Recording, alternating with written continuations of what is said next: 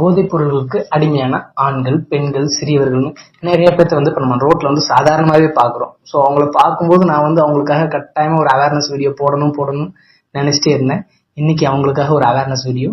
Addiction, போதைப் பொருள்களுக்கு அடிமையாதல் அப்படின்னா என்னன்னு பாத்தீங்க அப்படின்னா வந்து ஒருத்தர் லீகலாவோ அல்லது இல்லீகலாவோ வந்து ஒரு ட்ரக் கன்சியூம் பண்றாரு அப்படின்னா அதனால வந்து நம்ம பிரெயினையோ பிஹேவியரையோ வந்து அஃபெக்ட் பண்ணும். இப்போ வந்து ட்ரக் வந்து ரெகுலரா கன்சியூம் பண்ணிட்டு இருக்காரு அப்படின்னா நம்ம பிரெயின் வந்து ஓகே அப்படின்ற மாதிரி செட் ஆயிடும். அதுக்கப்புறம் வந்து பிரெயின்ல இருந்து இம்பல்சஸ் வர ஆரம்பிச்சிடும். ஓகே நீங்க இந்த ட்ரக் எடுக்கணும் அப்படின்ற மாதிரி இம்பல்சஸ் வர ஆரம்பிச்சிடும்.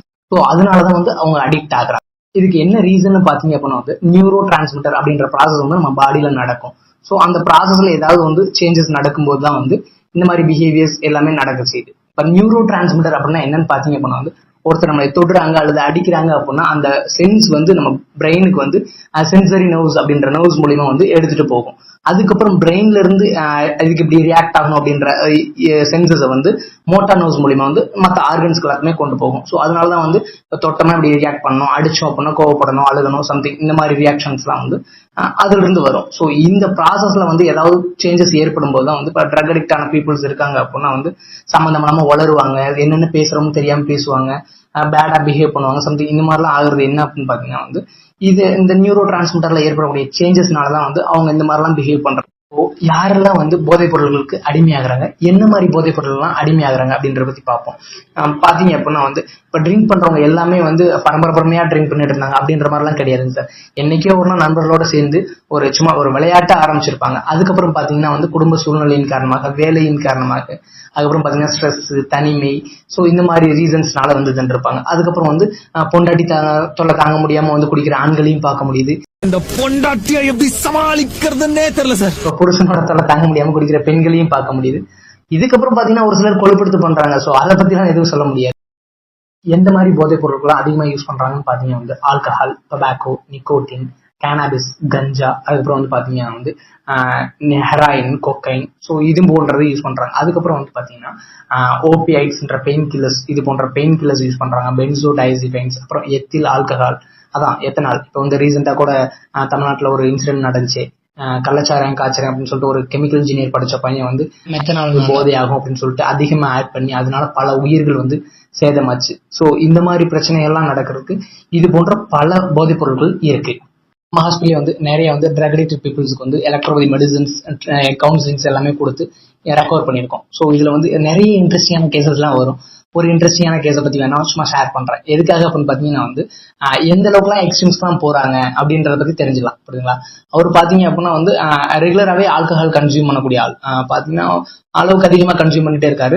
ஸோ அப்படி கன்சியூம் பண்ணும்போது நான் வந்து குவிட் பண்ணவே என்னால முடியாது அப்படின்ற மாதிரி நம்மகிட்ட வரும்போது என்ன சொன்னேன் அப்படின்னா, ஒரு 4-5 நாள் கடையெல்லாம் மூடிட்டாங்கன்னா என்னங்க சார் பண்ணுவீங்க அப்படின்னு கேட்கும்போது வந்து என்னங்க சார் 4-5 நாள் லாக்டவுன் டைம்ல எத்தனையோ மாசங்கள் பூட்டி வச்சிருந்தாங்க, அன்னைக்கே நாங்க மேனேஜ் பண்ணிட்டு இருந்தோம் அப்படின்னாரு. எப்படிங்க சார் மேனேஜ் பண்ணீங்க அப்படின்ற மாதிரி கேஷுவலா கேட்கும்போது வந்து சொல்றாரு, எனக்கு சார் டாஸ்மாக் தானே க்ளோஸ் பண்ணி வச்சிருந்தாங்க, மெடிக்கல்ஸ் எல்லாம் க்ளோஸ் பண்ணி வைக்கல. ஸோ மெடிக்கல்ஸ்ல வந்து இருமல் டானிக் வாங்கி குடிச்சு பாருங்க சார், நிதானமா ஏறும் அப்படின்ற மாதிரி நமக்கு சொன்னாரு. அவர் சொன்னது என்னமோ உண்மைதான். என்னன்னு பாத்தீங்க அப்படின்னா வந்து ஒரு சில கப் சிரப்ஸ்ல வந்து எத்தனால் அண்ட் செடேஷன்ஸ் எல்லாமே மினிமம் குவான்டிட்டி இருக்கும். ஸோ அந்த இது இருக்கும்போது வந்து அதை அதிகமா கன்சியூம் பண்ணும்போது வந்து அதனால வந்து ஒரு சிலருக்கு போதை ஏறும். புரியுதுங்களா? ஸோ அந்த அளவுக்குலாம் எக்ஸ்ட்ரீம்ஸ்க்கு போய் இதுங்கிறாங்க அப்படின்றது நம்ம வந்து அவங்க கிட்ட இருந்து லேர்ன் பண்ற மாதிரி ஆயிடுது.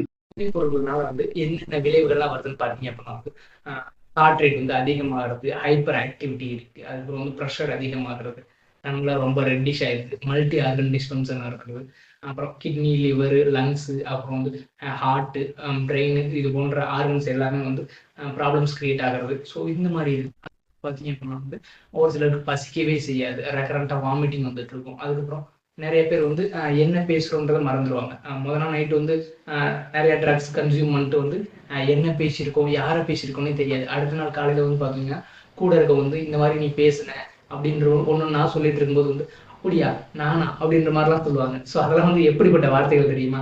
ஸோ இது போல வந்து நிறைய ட்ரக்ஸ் வந்து கன்சியூம் பண்றாங்க. கன்சியூம் பண்றதுனால அவங்களையே அறியாம ஒரு சிலர் சூசைட் பண்ணிக்குவாங்க. அதுக்கப்புறம் வந்து நிறைய ஆக்சிடென்ட்ஸ் எல்லாம் நடக்குது, இந்த மாதிரி எல்லாம் இருக்குது. அதுக்கப்புறம் நிறைய விமன்ஸ் வந்து ட்ரக்ஸ் கன்சியூம் பண்ண ஆரம்பிச்சாங்க. ஸோ அதனால வந்து மேல சொன்ன பிரச்சனைகள் எல்லாமே அவங்களுக்கும் வரும். அது போக பாத்தீங்கன்னா லாங் டேர்மா வந்து ட்ரக்ஸ் வந்து கன்சியூம் பண்ணிட்டு இருக்காங்க அப்படின்னா அதனால இன்ஃபர்டிலிட்டி வரலாம். பிரெக்னன்சி டைம்ல வந்து ட்ரக்ஸ் எடுக்கிறாங்க அப்படின்னா அது வந்து குழந்தையோட ஹெல்த் வந்து பாதிக்க ஆரம்பிச்சிடும். இதனால வந்து நிறைய பிரச்சனைகள் இருக்கு.